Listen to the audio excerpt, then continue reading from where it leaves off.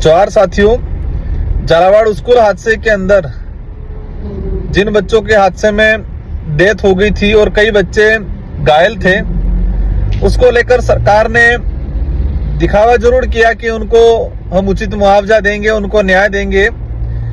लेकिन आप सभी देख रहे हैं कि इस आजाद भारत के अंदर और जिस कहा जाता है कि अमृत महोत्सव में हमारे सरकारी भ्रष्ट सिस्टम की वजह से बच्चों की जानें गई।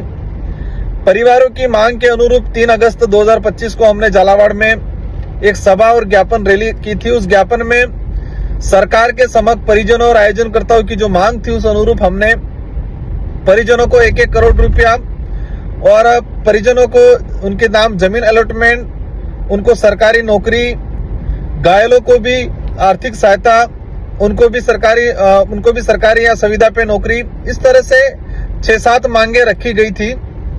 सरकार के समक्ष कलेक्टर साहब के माध्यम से पहुंचाए, लेकिन सरकार ने अभी तक किसी प्रकार का इस पे संज्ञान नहीं लिया गया और सरकार ने इस मामले को पूरे ठंडे बस्ते के अंदर डाल दिया गया है। साथियों, उसको लेके उसी दिन बात हुई थी। अगर सरकार कुछ दिनों में इन पीड़ित परिवारों को उचित न्याय नहीं देती है तो एक बड़ा आंदोलन किया जाएगा। साथियों, अब वो समय आ गया है।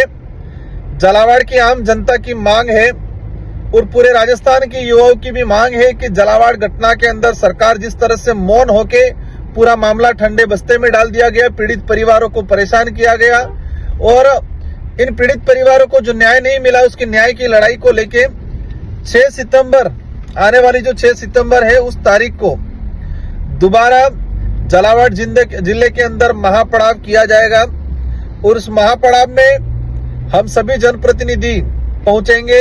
सरकार जब तक इस मामले को लेके परिवार को उचित न्याय नहीं देता है, तब तक हम पीछा छोड़ने वाले नहीं हैं, क्योंकि सरकार को लगता है कि नए नए मुद्दे आते हैं, उन मुद्दों में ये मांग जो थी वो दब जाएगी, लेकिन ऐसा नहीं होगा।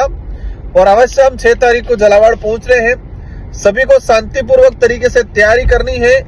एक बड़ा आंदोलन किया जाएगा और जब तक मांग पूरी नहीं होगी तब तक धरने पे भी हम लोग रहेंगे वहां पर।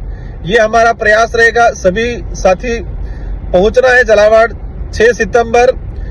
हमारी सबकी जिम्मेदारी है। आज झालावाड़ में उन पीड़ित परिवारों के साथ हुआ, कल किसी और के साथ होगा।